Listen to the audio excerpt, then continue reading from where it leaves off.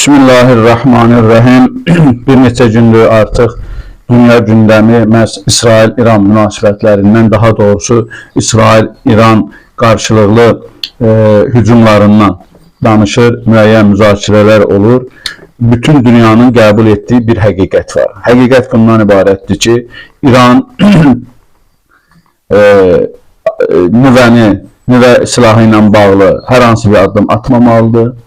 Uranın zənginləşdirilməsini dayandırılmalıdır və bunlar dediyi formada etməlidir və yaxud bütün bu İran haqqında etiraf olunan, qəbul edilən əsas həqiqət bundan ibarətdir. İran isə deyir ki, mən müstəqil dövlətəm, özüm bilərəm, təbii ki, nüvə silahının istehsalı ilə bağlı mövqeyini ortaya qoyub bunu etməyəcəm. Sivil vasitələr üçün deməli istifadə edəcəm uranın zənginləşdirilməsindən sonra. Amerika başda olmaqla, İngiltərə başda olmaqla isə bütün dünyanın deməli təzyiqi, Qərb blokunun təzyiqi bundan ibarətdir ki, sən bu işləri görməyəcəksən, biz dediyimizi edəcəksən. Və bunun nəticəsində Amerikanın və xüsusən İngiltərənin dəstəyi ilə İsrail bir neçə gündür ki, İrana hücum edib, çox ciddi deməli vəziyyət yaranıb. Əlbəttə ki, İran da bunun cavabını verib. İndi bu proses nə qədər davam edəcək, biz inşallah Allahdan istəyirik, ümid edirik ki, tezliklə düşmən küfr ordusu tezliklə məğlub olacaq, İslam ordusu tezliklə qələbə zəfərini çalacaq inşallah, qalib olacaq. İkinci həqiqət isə bundan ibarətdir ki, bu prosesi, bu müharibəni, ya müharibə deyək, ya kiçik əməliyyat deyək, hər halda ki, görünən müharibədir. Düzdür, tərəflər o qədər də bunu elan etməyiblər, amma hər halda bu müharibədir. Bu müharibənin başlanmasını İsrail başlayıb. Yəni, İran gözləmədiyi halda İsrail buna hücum edib və bir neçə generalını 100-dən çox ilkin hücumda 100-dən çox insan dünyasını dəyişib, şəhid olub, İsrail tərəfindən şəhid edilirlər. Bu da dünyanın qəbul etdiyi həqiqətdir. Bəs burada iki dənə həqiqəti biz ortaya qoyuruq. Daha doğrusu məlumdur, sadəcə biz onu təkrarlamaqla insanlara xatırladırıq. Birinci məsələ budur ki, dünya İrandan tələb edir ki, sən uranın zənginləşdirilməsini dayandırmalısan. Ümumiyyətlə, sən ölkəndə necə yeyib, necə yatmağın, hansı paltar geyinməyini, hansı maşını sürməyini və s. bütün detallı, bütün hərəkətlərini bizdən icazə almalısan. Bizim razılığımızla sən deməli bu işləri görə bilərsən. İkinci həqiqət budur ki, İsrail, Amerikanın və İngiltərənin dəstəyi ilə İrana hücum edib. Birinci hücumu İsrail edib. Bu iki dənə həqiqət. İndi mən bu hücum nəticəsində nələr olub, bu proseslər necə gedir və s. bunlar haqqında danışmaq istəmirəm. Sadəcə mən bu məsələdə Azərbaycan tərəfinin mövqeyini sizə çatdırmaq istəyirəm. Daha doğrusu Azərbaycanda bəzi insanların mövqeyini, düşüncələrini. Əziz izləyicilər, bilirsiniz ki, Azər Həsrət adlı bir şəxs var. Azər Həsrət İslama, şiyyəçiliyə xüsusən həmişə düşmənçiliyindən seçilib. Hər zaman öz deməli düşüncələrini, yanlış və batil düşüncələrini, İslama qarşı olan düşüncələrini ortaya qoyub və bunun üzərindən də Turan, Türk və s. şüarları ilə İrana qarşı, İslama qarşı, Əhl-i Beyt məktəbinə qarşı öz nifrətini hər zaman yağıb. Bu günlərdə də biz görürük ki, Azər Həsrət İran-İsrail münasibətlərində 10 dəqiqəlik təqribən bir video paylaşıb və bu videoda bir-birinə zidd olan fikirlər səsləndirməklə İsraili bu hücumda haqlı, İranın isə darmadağın edilməsini istəyir, ortaya qoyur ki, deyir, Azər Həsrət deyir ki, İran dağılmalıdır, belə olmalıdır, elə olmalıdır, İsrail haqlıdır və s. Mən istəyirəm ümumi danışmayayım, Azər Həsrətin səsini efirə verim.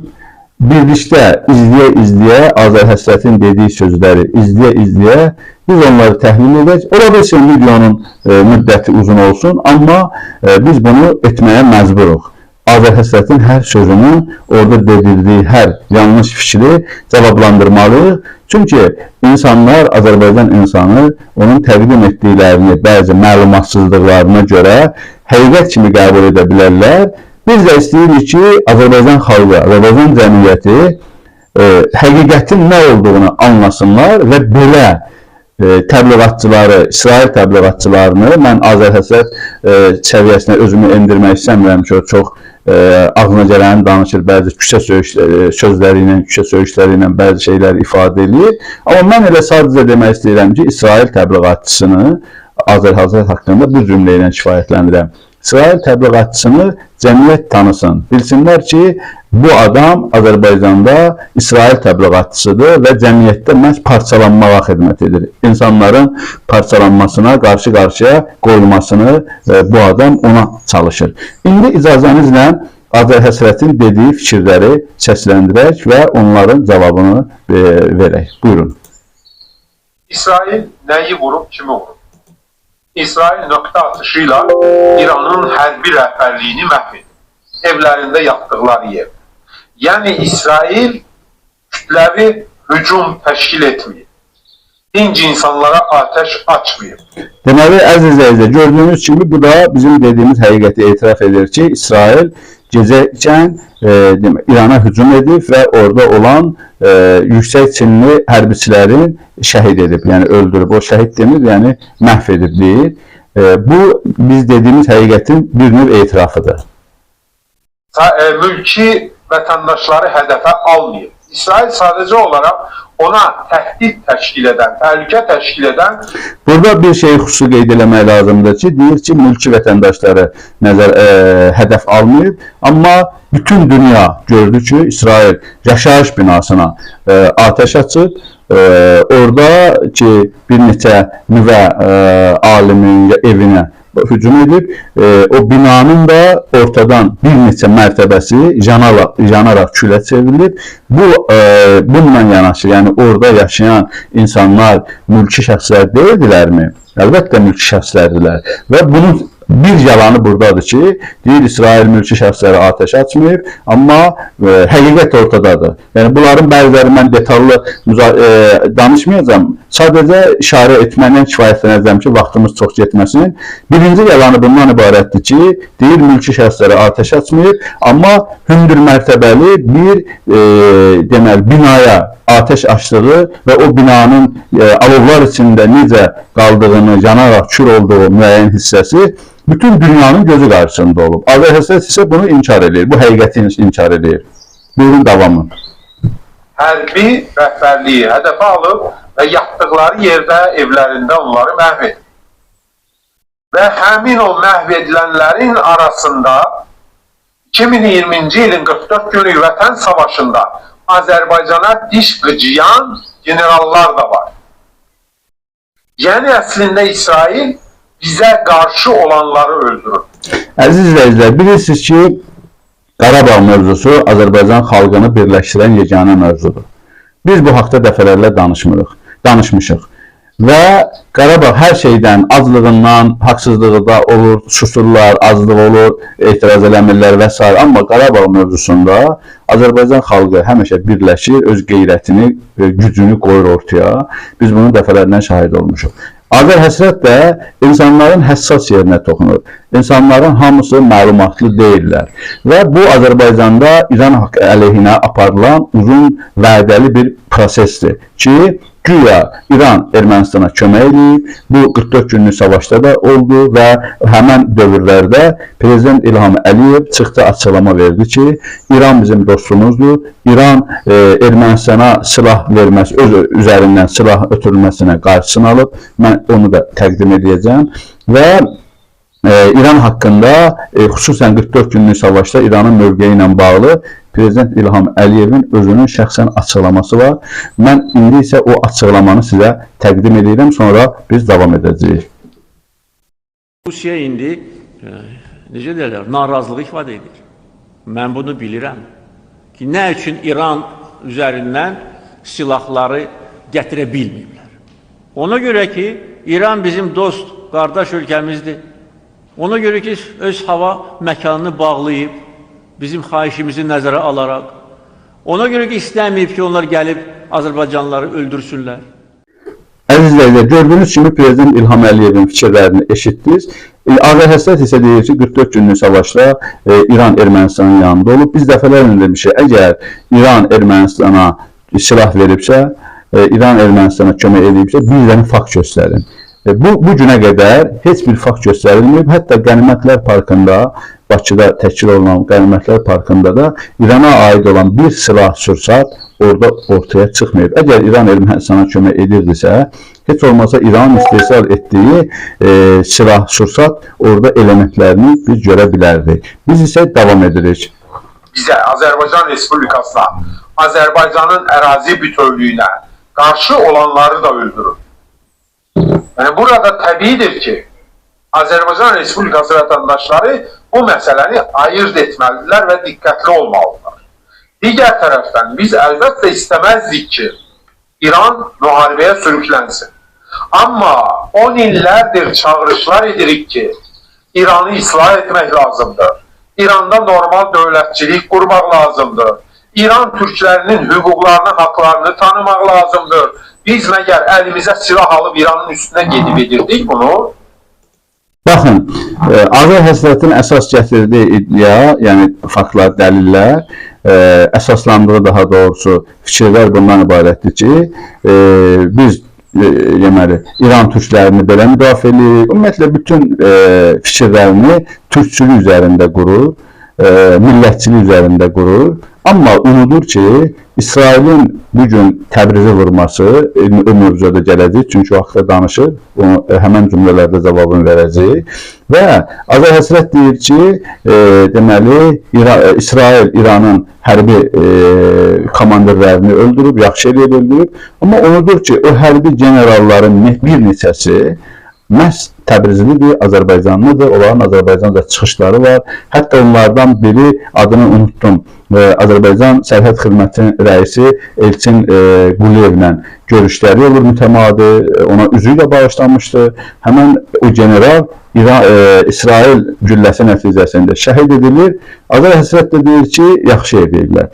Burada bir ziddiyyət yaranır. Əgər sənin dərdin türkçülükdürsə, sən bütün dünyanın hər yerində türklərlə bağlı siyasət yürüdürsənsə, türklərin hüquqlarını müdafiə edirsənsə, bəs İranda niyə Təbriz bombalanır, türk generallar dünyalarını dəyişirlər, şəhid edilirlər, sən bunu alqışlayırsan? Bunun dərdi başqa bir şeydir. İndi biz bu söhbətin axırında Ağır Həsrətin dərdinin nə olduğunu anlayacağıq. Biz bunu dinc yollarla, sözlə deyirdik, marifləndirməklə edirdik və etməyə də davam edirik. İran bizi eşidir mi? Eşitdi mi? Heç vaxt. Ölkə əhalisinin az qala yarısını təşkil edən türkləri... Əziz, burada bir məsələdə diqqətimi çəkir. Ağır Həsrət biz belə istəyirik, biz elə eləyirik, biz filan edirik. Mən başa düşə bilmirəm, biz deyəndə Ağır Həsrət kimi nəzərdə tutur? Biz deyəndə Azərbaycan xalqını nəzərdə tutur ki, belə bir şey yoxdur. Biz deyəndə Azərbaycan hökumətini nəzərdə tutur, bu da yoxdur. Çünki Azərbaycan xalqı heç bir zaman İran xalqına qarşı, İran dövlətinə qarşı aqressiv olmayıb. Həmişə İran xalqına, İran dövlətini qardaş xalq dövlət hesab edib. Hətta bəzi Azərbaycanlıların İranla bölünüblər. Yarısı İran ərazisindədir, qohum əqrabanın yarısı Azərbaycanda. Bunun yüzlərlə, minlərlə, bəlkə 10 minlərdən belə ailə nümunələri var. Bu, deməli, biz deyəndə Ağır Həsrət 100% əminəm ki, Azərbaycan xalqını nəzərdə tutmur. Əgər tutsa da yanlış edir. İkinci, Azərbaycan dövlətini nəzərdə tutur. Azərbaycan dövləti dəfələrlə öz mövqeyini ortaya qoyub və həm İlham Əliyev səviyyəsində, həm nazirlər səviyyəsində biz son günlər ümumiyyətlə İran-Azərbaycan münasibətlərinin yaxşılaşmasını müşahidə edirdik. Bir neçə il bundan əvvəl gərginlik var idi. O gərginliyin artıq aradan getdiyi, buzların əridiyini biz görürdük ki, bu haqlı olaraq əslində İran-Azərbaycan münasibətləri belə olmalıdır. Bəs Ağır Həsrət biz deyəndə kimi nəzərdə tutur? Çox güman ki, Ağır Həsrət biz deyəndə ya İsraili nəzərdə tutur, ya Amerikan nəzərdə tutur ki, bu da əslində Azərbaycan cəmiyyətini parçalamaq üçün deməli ən açıq, şəffaf bir nümunədir. Azər Həsrət əslində Azərbaycan cəmiyyətinin bölücülüyü ilə məşğuldur. Biz deyəndə çox güman ki, İsraili, Amerikanı və yaxud da hər hansı bir İran-Azərbaycana qarşı deməli gizli fəaliyyət göstərən təşkilatları nəzərdə tutur ki, biz belə istədik, biz elə elədik, biz belə tələb elədik. Həm bu biz məsələsi. İkinci, siz kimsiz ki, deməli, hər hansı bir dövlətin daxili işlərinə müdaxilə edəsiniz? Siz kimsiz ki, hər hansı bir dövlətin ümumi idarə edilməsinə gətirib başınızı soxasınız? Yəni, siz kimsiz, kim olursunuz? Davam edək. Heç bir hüquqları yoxdur. Türk balalarına Türk dilinde ad vermeye İran rejimi imkan vermir. Sayı 50 milyona çatan Türklerin öz ana dillerinde məktəbləri yoktur. Ama 100 min Erməninin 100 tane məktəbi var İran'da. Necə olur bu? Ve bugün bizim derdimiz İran'daki Türklerin derdidir. Baxın, bu artıq uzun bir məsələdir ki, İranda Azərbaycan deməli məktəbləri yoxdur, ad qoyulmur, filan bəsməşan. Bu, əslində bunlar haqqında həmişə danışmışıq, biz mövqeyimizi bildirmişik. Ondan da əlavə, bunlar günəşdən aydın məsələlərdir. Gördən kəndə bələdçi lazım deyil. Cəmiyyət bunların hamısını çox gözəl bilir və Amerika Qərb blokunun, Amerika Birləşmiş Ştatları başda olmaqla İsrail və İngiltərənin deməli planları həmişə bu planları ki, İranı milliyyətçiliyi üzərindən, Türklərin hüquqlarının pozulması ilə bağlı ortaya qoyduğu, daha doğrusu apardığı təbliğatlar artıq fiyaskoya uğrayıb, heç bir nəticə verməyib. Azər Həsrətin bu fikirləri ilə istəyir ki, bir daha cəmiyyətin beynini dumanlandırsın və insanlarda şübhə yaratsın və məhz bu məsələlərdə ki, İsrail-İran münasibətlərində İsraili haqlı çıxarsın. Əsas bunun hədəfi budur. İranda türklərin haqqını mən istəyirəm. İranda sənin dediyin kimi, əgər əhalinin yarısı türkdürsə, bu da təqribən 40 milyon türk deməkdir. Sən 40 milyon türkü özü hər hansı bir bölünməyə, hər hansı bir deməli haqlarının deməli pozulması ilə bağlı kütləvi şəkildə etiraz var edibmi? Əgər etiraz ediblərsə, onlar mütləq deməli o haqlarına nail olacaq gücdə olan xalqdır, düşüncədə olan xalqdır. Sənin kimi tez-tez mövqeyini dəyişən, pula görə və yaxud da bir dənə şirliyə görə əqidəsini dəyişən xalq deyil olar. İndi davam edirik. Fars Molla rejimi Türk düşmanıdır. Bu bir mənalıdır.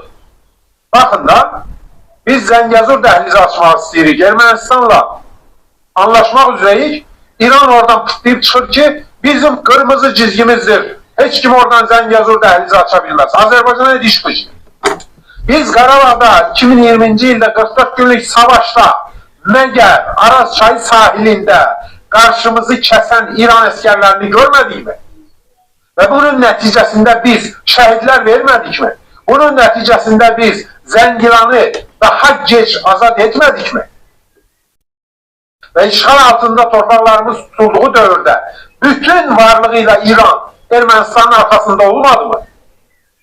İndi də baxın. Əziz izləyicilər, gördüyünüz kimi burada Azər Həsrət manipulyasiya eləyir, provokasiya çəkir insanları, müəyyən fikirləri ortaya atır və insanların Qarabağ hissi ilə oynamağa çalışır və ondan əlavə bunlar artıq məlumdur, bunlara hər hansı bir cavab verməyə ehtiyac yoxdur. Bu hissələri elə şərhsiz keçirik. Amma bir məsələni deyim ki, axı bu vəziyyətdə Zəngəzur dəhlizi söhbətinin nə yeri var? Heç hənanın yeridir. Axı burada İran-İsrail məsələsi ortadadır.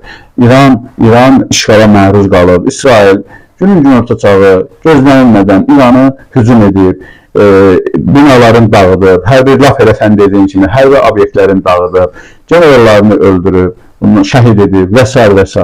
Bu Zəngəzur söhbətinin axı bura nə dəxli var? Zəngəzur söhbəti hələ açıq qalmış bir söhbətdir. İranın öz mövqeyi var, Azərbaycanın öz mövqeyi var, orada olan, o dəhlizə yaxın olan ölkələrin öz mövqeyi var.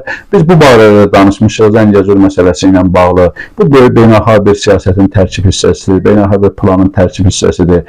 Axı bu məsələdə nə dəxli var ki, sən insanları Azərbaycan cəmiyyətindən istəyirsən ki, burada İranı haqsız çıxardıb İsraili haqlı edəsən. Lap fərz eləyək ki, Zəngəzur məsələsində deməli İran Azərbaycanın mövqeyinə qarşıdır. Axı bu o demək deyil ki, İranın bu gün işğala məruz qalmasına əsas versin. Əgər kimsə hansısa bir dövlətin deməli mövqeyi ilə üst-üstə düşmürsə, iki dövlətin mövqeyləri təbii ki, fərqli ola bilər, üst-üstə düşmürlərsə, biz bizim mövqeyimizi dəstəkləməyən dövlətə dərhal müharibə elan etməliyimi və yaxud da onları haqsız yerə onlara hücum edib, onları şəhid edən, öldürən tərəfi haqlı mı hesab etməli? Bu nə düşüncədir? Buna yanaşmadı. Buyurun, davam edək. Zəngəzur müzakirələri gedir, İran və Çanağı gətirib Zəngəzurda özünə konsulluq açır. Yəni, nə demək istəyir bizə? Bu Fars Molla rejimi. Ona görə də biz bu Fars Molla rejimini sevə bilmərik. Və Azərbaycan Respublikasının vətəndaşı olub da kimlərsə onları sevirsə, həmin adamlar araşdırılmalıdır. Deyirlər, din, məzhəb, nə bilim, şiəlik, boş şeylərdir. İranın dərdi din deyil. Baxın, görürsünüz, Azər Həsrət əslində burada öz mövqeyini qoyur ortaya, hədəfini burada göstərir ki, bu məzhəb şiəçilik boş şeydir. Yəni, Azər Həsrət əslində nə İrana qarşıdır, nə Azərbaycanın müdafiətçisidir, nə türkçüdür, nə turancıdır. Bu adam əslində şiəliyə qarşıdır və özü də mən düşünmürəm ki, bu adam elə özü şiəçiliyi, dini, məzhəbi təhlükə görür və ona qarşıdır. Azər Həsrət əslində Amerikanın, İsrailin, İngiltərənin dediyi sözləri təkrar edir. Onlar nə qulağına fısıldayırsa, Azər Həsrət onları təkrar edir. Azər Həsrət burada hədəfini açıq qoyur ki, bəli, din boş şeydir, şiəçilik boş şeydir. Azər Həsrətin məqsədi şiəçiliklə dava eləməkdir, Əhl-i Beyt məktəbi ilə döyüşməkdir. Ki, bu günə qədər Əhl-i Beyt məktəbi ilə döyüşənlərin hamısı həm bu dünyada, həm axirətdə zəlil olublar, zəlil də axirətdə zəlil olacaqlar. Bu günə qədər hələ elə bir şəxs, elə bir qüvvə yoxdur ki, olmayıb ki, Əhl-i Beyt məktəbi ilə döyüşsünlər, amma zəlil və rüsvay olmasınlar. Bu, Azər Həsrətin əsas hədəfidir. Azər Həsrət dinə qarşıdır. Azər Həsrət şiəçiliyə qarşıdır. Sabah fərz eləyək ki, İranda hakimiyyət dəyişildi, hakimiyyət dindarların əlindən keçdi qərbçilərin əlinə. Azər Həsrət İranla nə türkçülük yada düşəcək və İranın təbliğatçısına çevriləcək. Bu 100% belədir. İnşallah belə şeyi deməli, Azər Həsrət heç vaxt görməyəcək Allahın köməkliyi. Amma bu fərzdir də, yəni fərz edilir ki, belə olsa Azər Həsrətin mövqeyi bundan ibarətdir. Azər Həsrətin mövqeyi, Azər Həsrət nə Farsla düşməndir, nə İranla düşməndir. Azər Həsrətin sadəcə düşmənçiliyi vilayət xətti iləndir, şiəli iləndir və Əhl-i Beyt məktəbi iləndir. Azər Həsrət onlarla düşmənçilik eləyir. Sabah İranda hakimiyyət dəyişsə, Allah eləməmiş, Azər Həsrət dönəcək, deyəcək ki, Fars mənim deməli qardaşımdır, ayağının altından da öpərəm. Necə ki, bəyənmədiyi ərəblərlə bağlı Azər Həsrətin mövqeyini biz birazdan qeyd eləyəcək. Onda görəcəksiniz ki, Azər Həsrəti türk, ərəb, fars bunlar qətiyyən düşündürmür. Azər Həsrəti əsasən düşündürür öz maraqları, yəni hər hansı bir hardansa nəsə ağzına atırlar, onu fikirləşir. Bir də Azər Həsrəti əsas narahat eləyən tərəf Əhl-i Beyt məktəbinin inkişafıdır, dinin inkişafıdır, şiə məktəbinin əzəmətidir ki, bugün dünya şiə məzhəbinin əzəməti qarşısında acizdir. Azər Həsrət də bundan narahatdır. Davam edək. Şiəlik deyil, məzhəb deyil. Bu Fars Molla rejiminin dərdi din pərdəsi altında bizim soydaşlarımızı və bizi istismar etməkdir. Bunu görmürsünüz, görə bilmirsiniz bunu. İndi İsrail İranı vurubsa öz hesabları var, biz qarışmırıq. Amma nəzərə alanda ki, İran əhalisinin az qala yarısı türklərdir, əlbəttə ki, bu bizə də toxunur. Görün nə təbliğat yayırlar ki, İsrail Təbrizi vurdu. İsrail Təbrizi vurmur. Təbriz yaxınlığında hərbi hədəfləri vurur. Fərqli şeylərdir. Yalandan informasiya yazırlar ki, güya Təbrizdə nə bilim, onlarla uşaq öldürülüb. İsrailin işi gücü qutarıb, gəlib Təbrizdə uşaqları öldürsün. Baxın, əziz izləyicilər, çox ağılsız yalanlarla istəyəcək Azərbaycan cəmiyyətini aldatsın. Təbrizin vurulmasını etiraf edir. İsrail Təbrizi vurub. Təbriz bir türk şəhəridir və bunların dediyinə görə Təbriz Turanın paytaxtı olacaq. Yəni bunların xəyali bir fikirləridir. İsrail isə öz paytaxtlarını vurmasına bu haqq qazandırır. Yəni bunun kimilərinin əsas məqsədi İsrailin mövqeyini qorumaqdır. Əgər İsrail sabah gəlib bunun öz doğma qardaşını da öldürmüş olsa, o qardaşına qarşı çıxandır. Öz doğma anasını, bacısını, atasını da nəsə bir iş görsə, onlarla bağlı bəyənilməyən, yenə də haqq qazandıracaq ki, bəli, İsrail ilə düz eləyib, səndən də mənim yaxınlarım, doğmalarım deməli bu cəzaya haqq edilmişlər. İkinci məsələ deyir ki, İsrail iddia eləyirlər ki, İsrail gəlib güya Təbrizdə uşaq öldürüb. İsrailin deməli işi gücü qutarıb gəlib Təbrizdə uşaq öldürsün. Əslində bütün dünya bilir ki, İsrailin bugün görə biləcəyi ən yaxşı iş uşaq öldürməkdir. Ən yaxşı iş qadın öldürməkdir. Ən yaxşı iş sivil insanlara hücum eləmək və onları alçaqcasına, şərəfsizcəsinə öldürməkdir, onları qətl etməkdir. Bu, dünyanın gözü qarşısında il yarım ərzində, 18 ay ərzində təqribən, 19 ay ərzində İsrail Həmasda, Qəzzada daha doğrusu, Qəzzada 54 minə yaxın, 54 min insanı, günahsız insanı öldürməyibmi? Və onların təqribən 25 minə yaxını səhv etmirəmsə, uşaqlar deyilmi? Yəni bugün dünya bilir ki, bütün dünya bilir ki, hətta bəzi Avropa ölkələri İsrailin Qəzzada törətdiyi vəhşiliklərə qarşı çıxıb, İsrailə qarşı bəzi embargolar qoymağa çalışırdılar. Yəni bu söhbətlər gedirdi, müzakirələr gedirdi. Hətta Fransa kimi bir ölkə İsrailin Qəzzada törətdiyi vəhşiliklərə qarşı çıxırdı.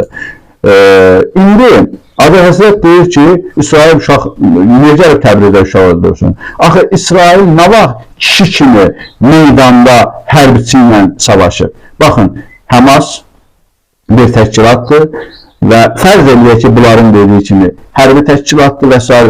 və İsrail nə hərbi gücü, nə siyasi gücü heç bir halda Həması deməli məhv etmək, Həmasla döyüşə biləcək səviyyədə deyil. Və bunu bacarmır. Dünyaya göstərdi ki, İsrail kimi dünyada deməli, böyük orduya malikdir, hərbi gücü var filan. Sən demək bir köpükdən başqa bir şey deyilmiş. Həmasla bacara bilmir. 2 ilə yaxındır ki, Həmasın deməli, əsir götürdü ki, İsraildən bəzilərini əsir götürüb məlum hadisədən sonra. O əsirləri ala bilmir İsrail.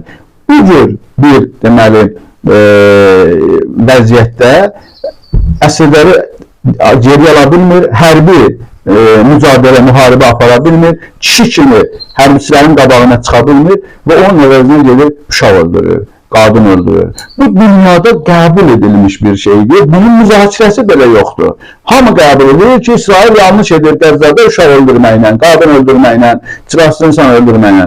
Azərhəsrət gəlib deyir ki, İsrail Təbrizdə niyə uşaq öldürsün? Axı, Azərhəsrət, İsrailin bundan başqa yaxşı biləcəyi bir iş nə var ki? Belə İsrailin əsas işi, ən yaxşı bacardığı iş uşaq öldürməkdir də, bunu da eləyir. Davam eləyək. Nəyinə lazımdır İsrailin? Üstəlik də nəzərə alaraq ki, Təbrizdə bir artıq əski hərəkət İsrailin dostu olan Azərbaycanda da qətiyyətlə qanana bilər. Və burada bu bir məsələdə sonra, videonun sonraki hissələrində də İsrailin dostu falan fikirlərini səsləndirir. Əslində Azərbaycan heç vaxt İsrailin dostu olmayıb. Çünki İsrail Azərbaycanı özünə dost səviyyəsində bir dövlət hesab etmir. Azərbaycan olsa İsrailin nökəri ola bilər. Təbii ki, mən xalqı nəzərdə tutmuram, hakimiyyəti nəzərdə tuturam və bunun kimi insanları nəzərdə tuturam.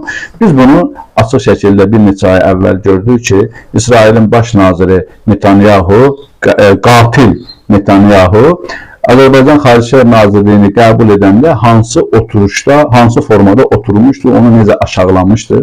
İsrail heç vaxt Azərbaycanı özünə dost tuta bilməz. Biz isə, yəni biz deyiləndə Azərhəsrət kimilər, Bunlar bəziləri, Azər həsrət kimlər, bunlar ancaq yalandan cəmaatı, xalqı inandırmağa çalışırlar ki, İsrail bizim dostumuzdur.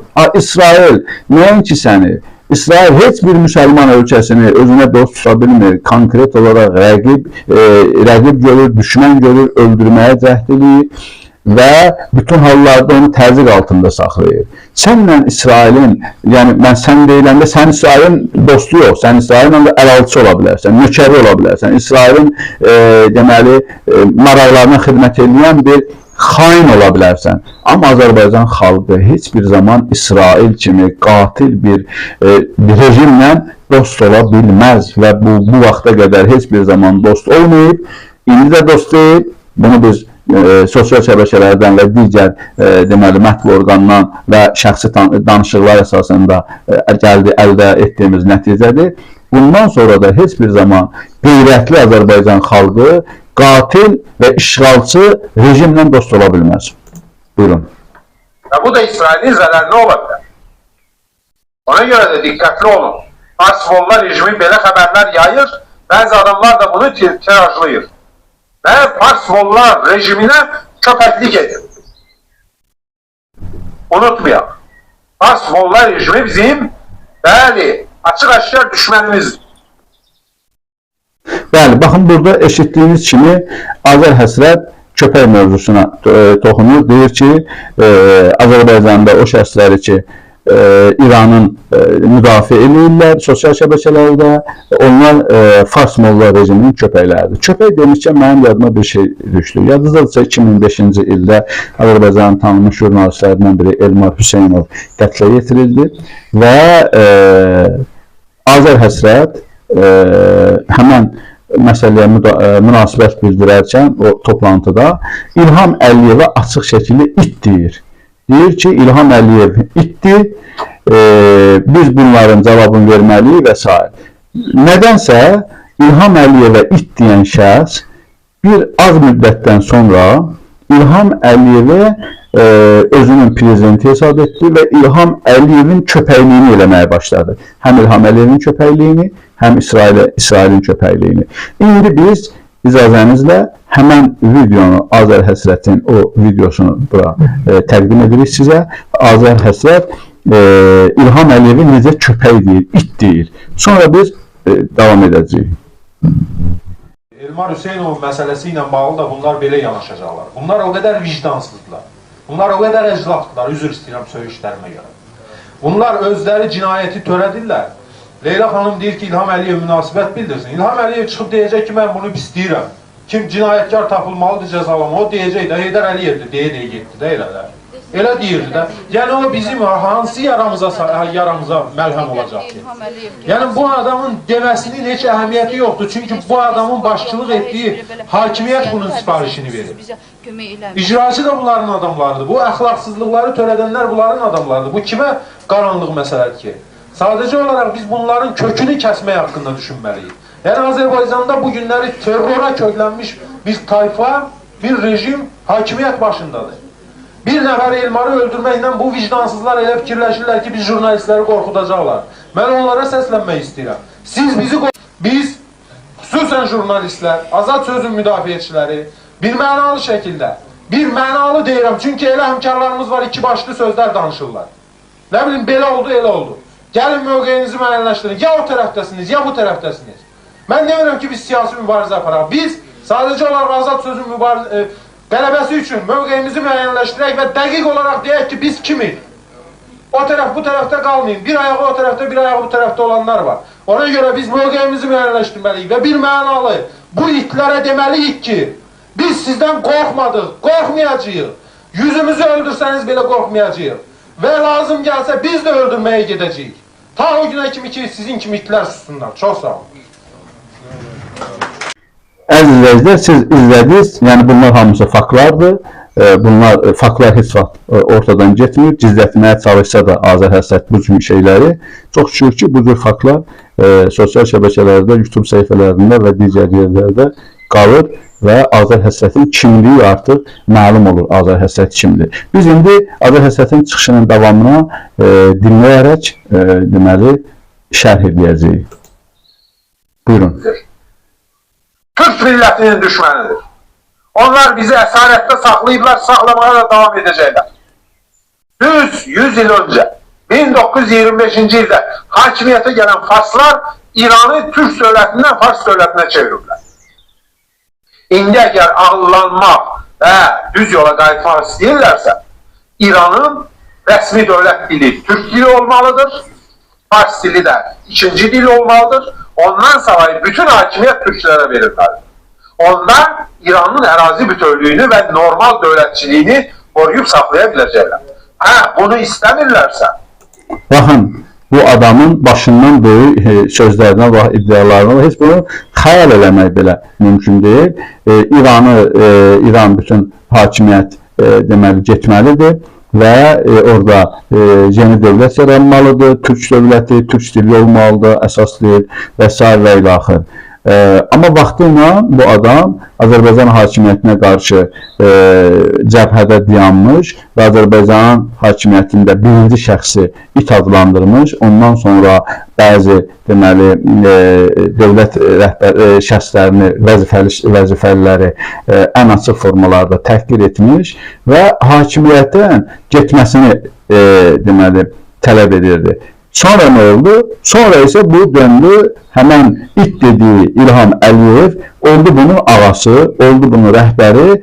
Mən əminəm ki, Azərhəsrət İlham Əliyevin əyağının altını öpməyə belə razıdır. Mən müqabilində, nəyə qarşılığında it dediyi İlham Əliyev birdən-birə bunun ağasına, mövlasına çevrildi, onu da artıq özü bilir. Biz isə genəldə Azərhəsrətin fikirlərinin davamını izləyirik. Canları cəhənnəmə. O zaman Güney Azərbaycan azad olacaq, Türkmen Səhra azad olacaq, Qaşqaylar azad olacaq, ümumiyyətlə bütün İran türkləri azad olacaq. Farslar da özlərine bir dövlət kurarlar. Biz onlara mani olmarıq. Buyursunlar. Ona görə də Azərbaycan Respublikasında adamlar diqqətli olmalıdır. Xüsusən də bu təbliğat məsələsində. Sakit olun, rahat olun. Erməninin qardaşı, Erməninin dostu Fars Molla rejiminə niyə qahmar çıxırsın? İsraildən xoşunuz gəlmir. Niyə? Sən demə Fələstində ərəbləri öldürür. Mən kimisə öldürməsinin tərəfdarı deyiləm. Amma Fələstin mənim dərdim deyil şəxsən. Ərəblər mənim problemim deyil. İsraillə də mənim, dövlətimin və millətimin heç bir problemi yoxdur. Qardaş Türkiyədə bəzi adamlar deyir, sizin niyə İsraillə dostluq edirsiniz? Mən də onlara çağırış edirəm ki, siz də İsraillə dostluq edin. Düşmüsünüz o 3-5 ərəbə görə. Baxın, burada əslində bir məsələyə toxunaq, sonra davam edəcək. Çünki növbəti bir mövzuatdır, ona görə ayıraq bunları. Qardaş Türkiyə üzdə də olsa bugün İsraili tənqid edir və xüsusən son aylarda İsrail-Türkiyə münasibətlərində bir gərginlik yaşanır. Hətta yadınızdadırsa, İsrail-Türkiyə münasibətlərinin yaxınlaşmasında Azərbaycan vasitəçi rolu oynamağa cəhd edirdi. Baxın, əgər Türkiyə sənə qardaşdırsa və eyni zamanda Türkiyə İsrailə qarşı çıxırsa və Türkiyə sənə qardaşdırsa, eyni zamanda Fələstində baş verənləri, Fələstində İsrailin qətillərini, uşaq öldürməsini, digər cinayətlərini qınayırsa və bütün hallarda Türkiyə İsrailə qarşı ən azı görüntü olaraq olsa da fikirlər səsləndirirsə Ərdoğan səviyyəsində və s. onda sən həm Türkiyəyə, həm İsrailə necə qardaşlaya bilirsən? Bu necə mümkündür ki, sən həm İsrailə qardaşlayasan, həm İsrailə dostlayasan, həm də Azərbaycanla Türkiyə müttəfiq olan Türkiyəyə sən dost deyasan, yəni qardaş deyasan. Bunlar necə ola bilir? Deməli, ya sən İsrailə xəyanət edirsən, ya Türkiyəyə xəyanət edirsən. Mümkün deyil ki, iki dənə bir-birinə qarşı olan dövlətin ikisini də sevəsən, ikisini də qardaşlayasan. Mümkün deyil. Yəni, sən artıq sənin münafiqliyin, ikiyüzlüyün, xəyanətkar olmağın burada ortaya çıxır ki, deməli, Türkiyə və İsrail münasibətlərində sən öz hədəfləri artıq gizlədə bilmirsən, öz iyrənc sifətini ortaya qoyursan.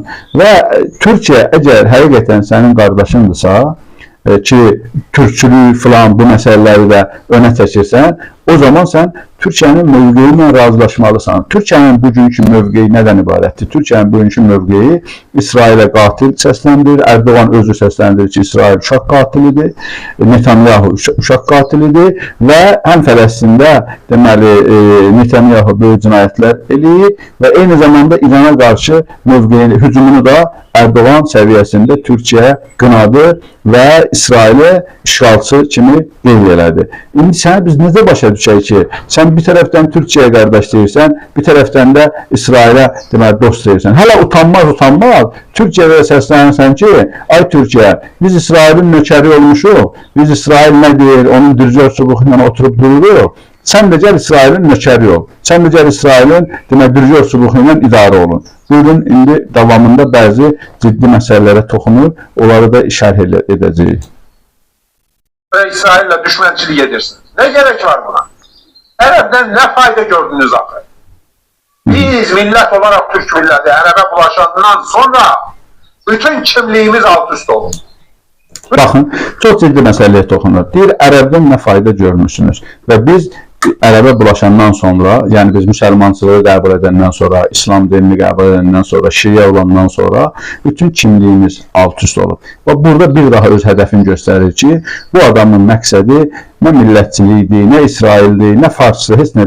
Bunun məqsədi ancaq İslam dininə qarşı mövqe tutmaqdır. Bunun gözünə girən, ürəyinə sancılan Şiənin oxudur. Gözünə girən, kör eləyən bunun Əhl-i Beyt məktəbidir. Niyə? Çünki Əhl-i Beyt məktəbi insanlara kişi kimi yaşamağı öyrədir, mərd olmağı öyrədir. Amma bunlar isə, bunun kimi şəxslər isə, yəni Azərhəsrət şəxsən, Azərhəsrət isə bunlarda bu mərdlikdən, kişilikdən əsər əlamət yoxdur. Deyir ki, Ərəbdən biz nə fayda görmüşük? Unudur ki, sən əgər Ərəbdən heç bir fayda görməmsənsə, sən niyə görə bugün Bakının küçələrində o ərəb şeyxləri Azərbaycan qızları ilə qol-qola gəzəndə və məhz, üzr istəyirəm, qadın məsələsinə görə Azərbaycana gələn ki, ərəblər məhz o məqsədlə ki, əksəriyyəti o məqsədlə gəlir. Bu da məlumdur da, bu gizlədilməsi bir şey deyil ki, xüsusən 2020-ci ildən sonra ərəblərin Azərbaycana turist kimi gəlmələri və hətta dəfələrlə biz açıq şəkildə görmüşük ki, cəmaət, Bakı əhalisi necə də narahatçılıqların ifadə ediblər. Bakı əhalisi görə deyirəm ki, Bakıda yaşayanlardan söhbət edir, sırf Bakılılardan söhbət etmir. Ki, ərəblərin Azərbaycanda müəyyən kəndlərdə hətta ov eləmələrindən tutmuş, yəni həm təbii quşların ov eləməsi, həm də bizim, yəni Azərhəsrətin doğmalarının ovu. Çünki Azərbaycan, biz əgər Azərbaycan xalqıyıqsa, Azərbaycanlıyıqsa, Azərbaycanın namusu, qeyrəti biz hər yerdə olsa çəkməliyik. Amma ərəblər bu günləri gəlir Azərbaycanda at oynadır ki, hansı ki, vaxtı ilə Azərbaycan kişiləri məsələn, Rusiya və digər ölkələrə o məqsədlə gedirdilər. Bunlar reallıqlardılar. İndi Azərbaycan o formaya olunub, artıq o formaya salınır. Artıq ərəblər xüsusən Azərbaycana o məqsədlə gəlirlər. Ay Azərhəsrət, sən deməli deyirsən ki, Fələstin məsələsində ərəbdən mən nə fayda görmüşəm. Sənin bu vaxta qədər Bakıya gəlib Azərbaycan qızları ilə küçənin ortasında qol-boyun olan ərəb şeyxlərinə qarşı hər hansı bir etirazın olur. Hər hansı onda çıxıb demişsən ki, ərəb şeyxi gəlib niyə mənim bacımla, niyə mənim əmin qızı ilə, dayım qızı ilə, xalam qızı ilə, mənim məsələn, hər hansı bir qohumundan, qohumumun qohumu ilə, Azərbaycan balaca dövlətdir də, istər istəməz, hardan baxırsan, qohumluq əlaqələri, bir dənə ailəni götür Qubadan, bir dənə ailəni götür Xaçmazdan, birini götür Qazaxdan, birini götür Astaradan, mütləq hər hansı bir yolla bir-birinə gəlib qohum çıxacaq, ən azı qız alış-verişində. Yəni ona görə də bugün ərəblərin deməli ovladığı məcazi mənada Azərbaycan qızlarını mütləq Azərhəsrətlə hər hansı bir qohumçuluğu var. Sən o qohumçuluq əlaqələrinə görə durub etiraz eləmişsən. Bu sənin bax, məlum olur ki, əslində sən ərəblərdən bu faydanı gözləyirsən. Sən gözləyirsən ki, Fələstində ərəb ölsün, orada nə baş verir versin, mənə təkcə ki, pul gəlsin. Ərəblər gəlsinlər burada, mənim qohumlarımla qol boyun olsunlar və mənim burada müəyyən qədər pul qazanım. Sən bax, busan sən. Buyurun, davam. Bütün kimliğimiz 100 illərdir bundan əziyyət çəkir. Amma durmuşsunuz ki, 3-5 ərəbə görə İsraillə düşmənçilik edirsiniz. Halbuki biz İsraillə işbirliği içində olsaq, necə ki Azərbaycan İsraillə yaxşı münasibətlərə sahibdir. Vallahi billahi biz Türklər bütün dünyanı idarə edərik. Bütün dünyanı. Yəni ona görə də ağılla davranaq, ağılla düşünək, ona uyğun da addımlar ataq. Nə Fars Molla rejimindən, nə də o, nə bilim o cürbəcür adlar altındakı terror təşkilatları, Hizbullah, bilmirəm, Hamas, bənzəri qurumlardan bizə fayda yoxdur. Bəli, həmən bu cürbəcür adlar deyən Hizbullah, Hamas təşkilatı, hansı ki, İsrailin dizini yerə gətirən qeyrətli oğlanların təşkilatıdır.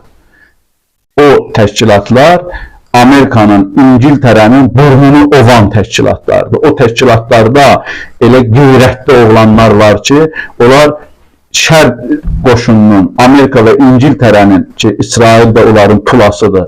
Onların burnunu ovan, gözünü çıxardan, dizini yerə qoyan oğlanların təşkilatıdır. Sən o təşkilatların adını ağzına gətirməyə, mundar ağzına gətirməyə cəsarətin yoxdur, sənin ləyaqətin yoxdur. Sən də oturub orada kamera arxasında oturub, deməli, klaviatur arxasında oturub, böyük-böyük danışmağına deyir. Sənin kişiliyin çatsa, sənin cəsarətin çatsa, sənin ləyaqətin çatsa, ağzına gələni o cür danışmazsan. Sənin o cür qeyrətli oğlanların təşkilatını, adını ağzına gətirməyə ləyaqətin yoxdur.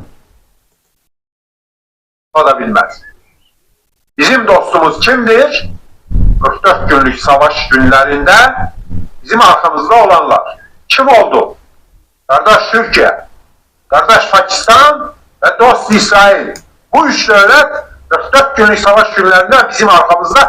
Baxın, 44 günlük savaş artıq bitib, deməli 5 ildir bu savaş bitib, amma bunun hələ ki bu savaş üzərindən qurulan yalan təbliğat, yalan şaiyələr bitmək bilmir. Hər dəfə bunlarla bağlı deməli xalqı aldatmağa çalışırlar. Özü də qeyd edir ki, bizim arxamızda durub qardaş Türkiyə, qardaş Pakistan və dost İsrail. Gəlin biz baxaq. Bugün İsrail-İran münasibətlərində qardaş Türkiyənin, qardaş Pakistanın mövqeyi nədən ibarətdir? Bugün əgər 44 günlük savaşda qardaş Türkiyə və Pakistan sənin haqlı olduğunu, Azərbaycanın haqlı olduğunu etiraf edərək, bilərək onun yanında durdusa, indi də İranın haqlı olduğunu bilib onun yanında durdu. Artıq rəsmi olaraq bəyan edildi ki, Pakistan və başqa ölkələr də adları var. Mən sadəcə Pakistanı deyirəm. Pakistan rəsmi olaraq İran xalqının yanında olduğunu bəyan etdi və sona qədər İran xalqını dəstəklədiyini bildirdi. Türkiyədə həmçinin. Türkiyənin rəsmi mövqeyini mən yəni bəyanatını görməmişəm, amma düzdür, müəyyən fikirlər səsləndirilib. Ümid edirəm ki, onun da yaxın günlərdə rəsmi biz mövqeyini eşitmiş olacağıq. Burada görürük ki, Pakistan açıq şəkildə rəsmi olaraq bəyan edir ki, mən İranın yanındayam. Sən də deyirsən ki, əgər Pakistan, bayaq dediyim mövqe kimi, əgər Pakistan İranın yanındadırsa və sənin qardaşındırsa, sən onda qardaşına qarşı çıxırsan. Sən necə nankör adamsan ki, sənin qardaş dediyin Pakistan İsraillə üzrə gəlir, bütün hallarda diplomatik, siyasi, hətta hərbi qarşı durmaya da razı olduğunu bəyan edir ki, əgər İrana kömək eləsə hərbi İsraillə deməli qarşı-qarşıya durmaq deməkdir. Amma sən qardaşına qarşı çıxırsan, sən gedib durursan İsrailin yanında. İsrail mövqeyini dəstəkləyirsən. Buyurun, davam edək. Özü də bir mənalı oldular. Bizə dəstəyi bir mənalı verdilər. Ərəbləri gördük mü? Görmədik. Fars Molla rejimini gördük mü? Görmədik. Gördük, bilirsiniz necə? Baxın deyir, ərəbləri biz Qarabağ savaşında biz görmədik və buna görə də deməli İsrailin Fələstində ərəbləri öldürməsi yaxşı eləyir, öldürür. Sən o zaman niyə görə ərəbləri əgər deməli Qarabağ savaşında görmədinsə və Qarabağ savaşından bitəndən həmən sonra ərəbləri Azərbaycanın paytaxtında müxtəlif yerlərdə Azərbaycanlının gedə bilmədiyi təbii qoruqlarda ərəblər quş quşlayırlar, ovlayırlar, ondan sonra ceyran ovlayırlar, müəyyən işlər görürlər. Sən onda o ərəbləri görəndə, Azərbaycanın kəndində, paytaxtında, rayonunda hər yerə səpiliblər. Hər yerdə ərəbləri görəndə sən onlara etiraz elədinmi ki, ay ərəb, mən müharibə eləyəndə sən yox idin. Niyə gəlmirsən indi?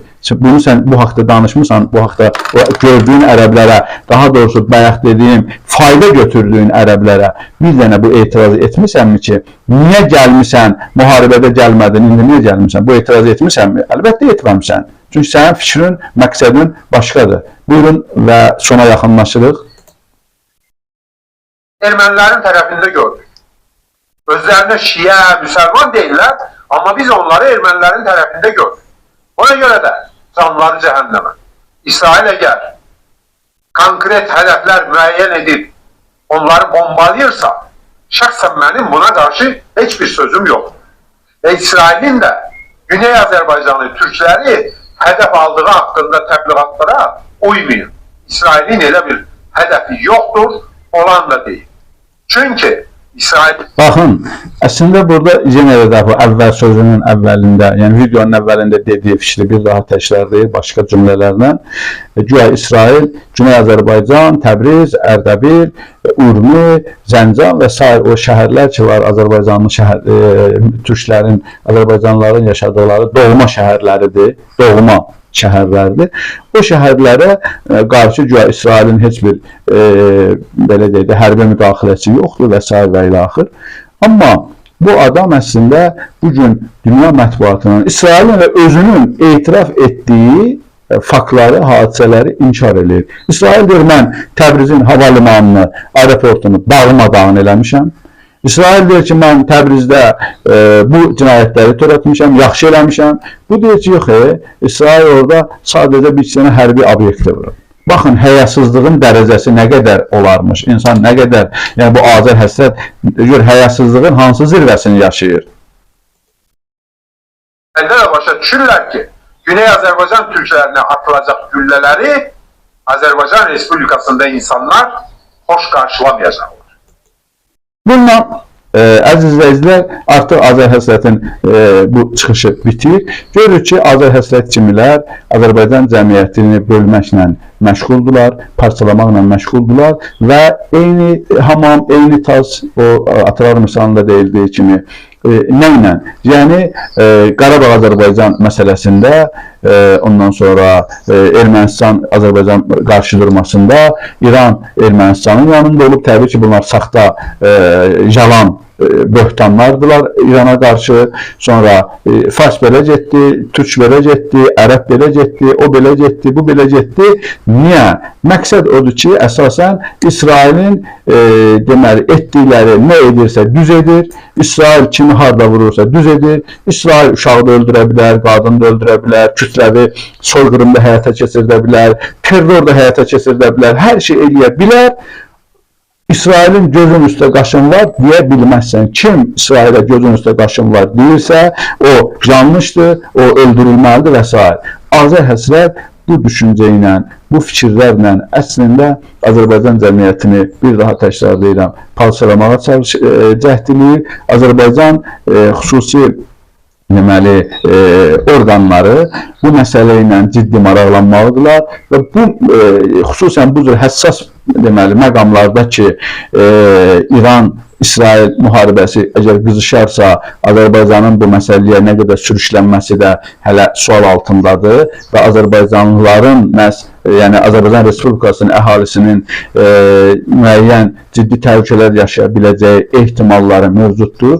Belə bir məqamda azərhəsrət kimilərin bu məsələlərə gəlib insanların arasında parçalanma yaratmağa cəhdi ilə bağlı Azərbaycan hüquq mühafizə orqanları bir deməli tədbir görməlidirlər və bu cür insanları ən azı bu həssas dövrlərdə dili lal eləməlidirlər. Və selamun aleyküm və rəhmətullahi və bərəkatuhu. İnşallah Allah deməli Əhl-i-Beyt xatirinə onların haqqına and verirəm Allahı. Allah inşallah İslam ordusunu qalib edəcək. Bugün heç şübhə yoxdur ki, İslamla küfür üz-üzə dayanır və inşallah İslam ordusu qalib olacaq.